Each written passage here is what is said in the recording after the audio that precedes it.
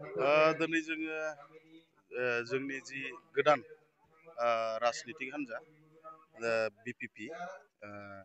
जों सनितपुर जिल्लायाव दिनै दाफैबाय आरो जोङो सारा आसामनि 24टा जिल्लायाव जों दानो सानदों बेखौ दिनै सेन्ट्रेल बडि दाबाय दा डिस्ट्रिक्ट बडि जों दागालांगासिनो दं आरो डिस्ट्रिक्ट बडि दाखांनायनि लोगो लोगो जोङो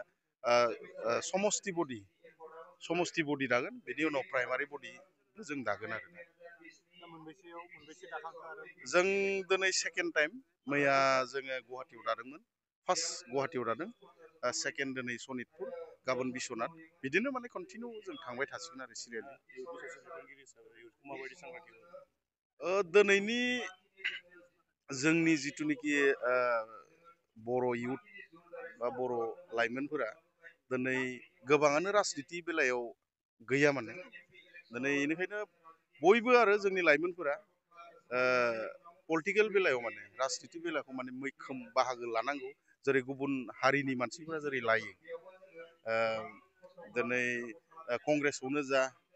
दिनै बिजेपियावनो जा गुबुन गुबुन हारिनि मानसिया जेरै लायो बेबायदिनो जोंनि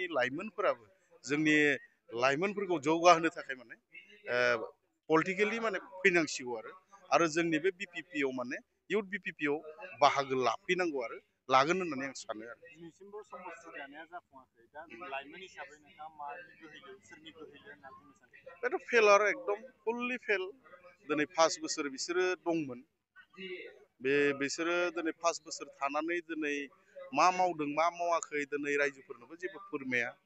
मा रायलायदों मा रायलायाखै दिनैसिम जेबो फोरमायाखै दिनैसिम ना गावसोरखौनो माने थाबाय थाजानो लुगैदों नामा इलेक्सन फाथिया भिलेज नटिफिकेसन खामा फान्डनि बेलायाव दिनै 13 कौटि बा 13.5 कौटियाव जोंहा मा जानो 10 लाख सुबुङा 10 लाख बिटिसिनि बायजोआव 10 लाख माहारि दं जोंनि बर' माहारि दिनै बे 13 कौर'नि थाखायथ' जेबो जाया बेखौ बिसोरो बुजिनांसिगौ आरो माने प्रटेस्ट खालामनांगौ बेनि बिसय बिसोरो